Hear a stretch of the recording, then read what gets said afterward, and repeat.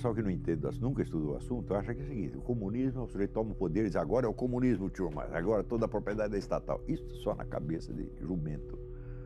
Karl Marx dizia que a propriedade tem de ser estatizada progressivamente, lentamente, através da taxação progressiva.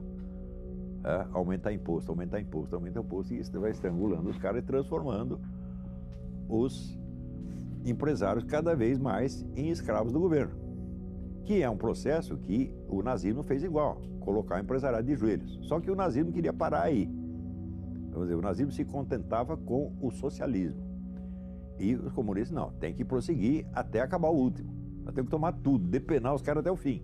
Daí fica tudo nosso. Ou seja, o socialismo ainda admite uma divisão, um acordo entre poder político e poder econômico. No comunismo, o poder econômico é totalmente absorvido no poder político. Esta é a diferença. Então, quer dizer, o nazismo era socialista, mas não era comunista. Ou seja, ele não pretendia chegar a uma estatização completa. O comunismo diz que pretende chegar, mas não pretende chegar. A estatização completa é uma cenoura de burro. Ela é impossível. O von Mises já demonstrou isso aí em 1920, no livro Socialismo, Análise Econômico-Sociológica. O raciocínio dele é muito simples. Se não existe mercado, as coisas não têm preço. Se não tem preço, não tem cálculo de preço. Se não tem cálculo de preço, não tem planejamento econômico, portanto, não tem socialismo nenhum. Então, o socialismo só é possível se você conservar uma área residual de capitalismo bem grande, como na própria União Soviética se conservou. Hoje sabe-se que 50% da economia soviética, ainda sob o próprio Stalin, era economia privada, clandestina, mas que o governo tolerava. É de onde surgiram os bilionários. Então, eles já estavam todos lá, ganhando muito dinheiro. Então, assim, não existe conflito entre capitalismo e socialismo, não existe nenhum. Capitalismo, sabe o que quer dizer capitalismo? Quer dizer economia. Só existe economia. Existe economia feudal, existe economia capitalista e existe economia fascista ou socialista, que é o meio a meio. É só isso que existe. Comunismo não existe. E não vai existir jamais. Ele não pode existir. Não só porque é materialmente impossível, mas porque se a Revolução Comunista alcança os seus objetivos, alcança o seu poder total e diz, agora estamos na plenitude do comunismo, então eles não têm mais esse futuro em nome do qual eles podem exercer a sua autoridade no presente. Eles não representam mais o futuro, eles representam apenas o governo presente, então eles viraram telhado de vidro. Então, o que é? O comunismo é para ser empurrado com a barriga ad eternum. Tá certo? Tudo isso é um engodo monstruoso. Né?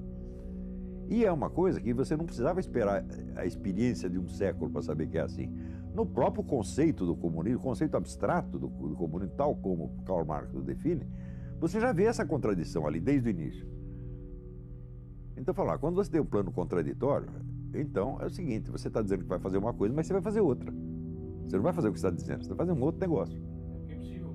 É impossível. Se você promete impossível, você vai fazer algum possível. E provavelmente vai ser uma bela porcaria. Agora, você vê o seguinte, mentalidade revolucionária não é idêntica com o comunismo. Ela é muito anterior ao comunismo. E ela transcende o movimento comunista de uma maneira extraordinária. Isso é um ponto assim que você não perguntou, mas eu vou responder. Que é o seguinte, o que é a revolução? Uma revolução é uma proposta de uma reestruturação total da sociedade por meio da concentração de poder. Se falta um desses dois elementos, a reestruturação total da sociedade ou a concentração de poder, não é uma revolução, é um outro processo qualquer. Ora, vamos dizer, a tentação revolucionária, quer dizer, a tentação de remodelar a sociedade por meio da concentração do poder, não é exclusiva dos comunistas. Existe um forte elemento. Quer dizer, cada mega capitalista é um revolucionário nesse sentido. E usando meios que normalmente não são considerados políticos, por exemplo, a tecnologia. Você vê, esta semana está uma discussão, até o Stephen Hawking falou alguma coisa a respeito, que essas grandes empresas de informática estão querendo criar robôs que sejam mais capazes do que os seres humanos e mais fortes fisicamente do que os seres humanos. Então daí surge o negócio mitológico, os robôs dominam os seres humanos. Isto é um topos, um lugar comum que apareceu até na revista Mickey, né? Mickey, Pato Donald falar disso. Mas é claro que quem vai dominar os seres humanos não são os robôs, são as empresas que os fizeram. São outros seres humanos, tá certo? Dominando através dos robôs. Vai ser tudo culpa dos robôs, evidentemente, né? Então, o que é isso? É uma concentração de poder, tá certo? Para remodelar a sociedade totalmente. Agora, o pessoal pensa que o movimento comunista se define por uma ideologia, né? Eu digo que vocês estão loucos. Nasceram ontem, não estudaram nada, absolutamente nada. O movimento comunista já trocou de ideologia 1 bilhão de vezes, né? Se você ver, Karl Marx começa dizendo que o movimento socialista é a expressão do interesse objetivo do proletariado. Passados 100 e poucos anos, o teórico novo do movimento comunista, Ernesto Laclau, diz o seguinte: a propaganda do partido cria a classe social que ele em seguida vai representar. Eu digo, ué, é teoria inversa, mas ela continua com o mesmo nome, continua sendo o marxismo. Isto é próprio do pensamento dialético, converter-se no seu contrário quantas vezes for necessário. Então, quando você estuda a história, você vê que o comunismo não é uma ideologia de maneira alguma. O comunismo é uma cultura, né?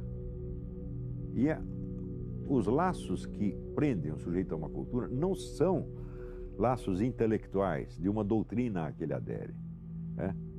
São laços de familiaridade, de lealdade pessoal, laços simbólicos, afeições, gestos rituais, emocionais, etc, etc. É por isso que você não pode convencer um comunista. É a mesma coisa, eu vou pegar um índio do Xingu e convencer ele a ser, sei lá,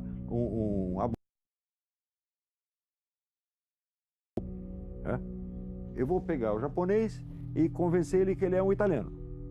Não dá para fazer isso, né? Quer dizer, você mudar de cultura é tão difícil quanto você mudar de planeta, tá entendendo? Então é uma metanoia, um processo muito profundo. Eu vivi isso, pô. Agora, eu tive a vantagem seguinte: eu não fui criado no meio comunista. Eu não sou, quando eles chamam aqui, eles chamam de red diaper, né? A fralda vermelha. O nego que já foi criado no meio comunista. Eu tinha amigos que eram assim, amigos que eram de famílias comunistas tradicionais, né? Mas eu não era, né? Eu vinha de uma família católica e entrei no meio comunista já um pouco tarde. Então, a adesão não foi tão profunda assim. Mas mesmo assim, eu vejo que o comprometimento da minha alma e da minha psique nisso foi sério. Eu levei 20 anos para me livrar disso. Basicamente, a coisa é essa: a União Soviética foi um órgão do movimento comunista e não o movimento comunista. Por que os caras estudavam assim? É muito simples. Quem estudava isso? Os sovietólogos eram funcionários do governo americano. Eles não eram funcionários de um partido, né? De um movimento internacional, como os comunistas. Então, eles olhavam tudo do ponto de vista do conflito entre estados. Não é isso? Então, tem o Morgenthau, na época, a teoria do Morgenthau, assim: os agentes fundamentais da política internacional são estados. Não são. O movimento comunista é muito maior do que um estado. O estado está contido? Está contido dentro do movimento, evidentemente. Olha, eu recomendo para você uma peça de teatro. Chama-se Processo e Morte de Stalin, escrito pelo grande romancista italiano Eugenio Corti. Então é o seguinte: os amigos, os colaboradores mais próximos de Stalin, os veteranos do partido, vão um dia até a casa de campo do Stalin com a decisão de matá-lo. Não aguentamos mais esse cara, ele está matando todos os nossos amigos, vamos dar um jeito nele. E eles chegam lá, eles prendem os guarda-costas do Stalin, encostam o Stalin na parede: agora nós vamos acabar com você. O Stalin diz: companheiro da doença, você pode matar, mas primeiro vocês vão deixar eu me explicar, vocês vão me interrogar, eu vou responder, fazer um processo. Eles topam.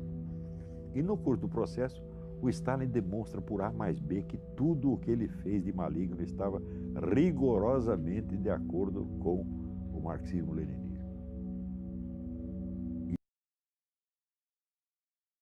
Assim mesmo. Peça é maravilhosa.